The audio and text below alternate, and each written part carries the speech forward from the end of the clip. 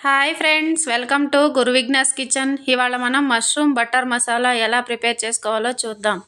ముందుగా ఒక ప్యాన్ పెట్టుకొని హీట్ అయిన తర్వాత 1 టేబుల్ స్పూన్ ఆయిల్ వేసుకొని కొద్దిగా జీలకర్ర, కొద్దిగా మిరియాలు, 2 లవంగాలు, 1 చెక్క, అలాగే 2 పచ్చిమిర్చి, కొన్ని జీడిపప్పులు వేసుకొని వేగిన తర్వాత కట్ చేసి పెట్టుకున్న 1 కప్పు ఆనియన్, అలాగే 1 టమాటా వేసుకొని వేయించాక కొన్ని వెల్లుల్లిపాయలు, కొద్దిగా అల్లం ముక్క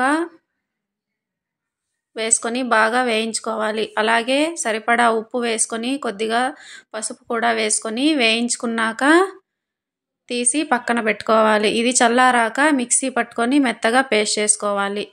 ఆ తర్వాత మష్రూమ్ని తీసుకొని ఇలా సన్నగా కట్ చేసి పెట్టుకోవాలి. కట్ చేసుకొని నీట్గా కడిగి పెట్టుకోవాలి. ఆ తర్వాత ఇంకొక ప్యాన్ పెట్టుకొని హీట్ అయిన తర్వాత కొద్దిగా వెన్న, అలాగే కొంచెం ఆయిల్ కూడా వేస్తున్నాను ఫ్రెండ్స్. మీకు కావాలంటే ఓన్లీ వెన్నతోనే చేసుకోవచ్చు. హీట్ అయిన తర్వాత కొద్దిగా జీలకర్ర, అలాగే కొన్ని కరివేపాకులు వేసుకొని ముందే నేను మ్యారినేట్ చేసి పెట్టుకున్న మష్రూమ్ కూడా వేస్తున్నాను. మష్రూమ్ మ్యారినేట్ చేసుకునేటప్పుడు కొద్దిగా కారం, కొద్దిగా ఉప్పు, జీలకర్ర పొడి, కొద్దిగా గరం మసాలా వేసి మ్యారినేట్ చేసి పెట్టుకోండి. ఇలా ఫ్రై అవుతున్నప్పుడు అందులోంచి వాటర్ ఫామ్ అవుతుంది. ఈ వాటర్ అంతా బాగా డ్రై అయ్యేంత వరకు మనం బాగా ఫ్రై చేసుకోవాలి. ఇలా ఫ్రై చేసుకున్న తర్వాత ఒకసారి అంతా కలుపుకొని ఇందులోనే కొద్దిగా పెరుగు కూడా వేసుకొని బాగా మిక్స్ చేసుకోవాలి. ఇలా మిక్స్ చేసుకున్న తర్వాత ఒక 10 నుంచి 15 నిమిషాల పాటు స్లో ఫ్లేమ్లో అలాగే ఉడకబెట్టుకోవాలి.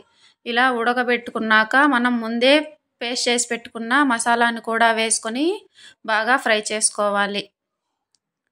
ఇలా ఫ్రై అయ్యాక మనకి ఆయిల్ అనేది పైకి తేలుతుంది. అప్పుడు మనం కొద్దిగా ఉప్పు కూడా వేసుకొని 5 నిమిషాలు అలాగే ఉడకబెట్టుకోవాలి. ఇలా ఉడికిన తర్వాత మనం కసూరి మేతిని ఇలా నలిపి వేసుకోవాలి. ఇలా నలిపి వేసుకుంటే మనకి ఆ ఫ్లేవర్ అనేది చాలా బాగుంటుంది.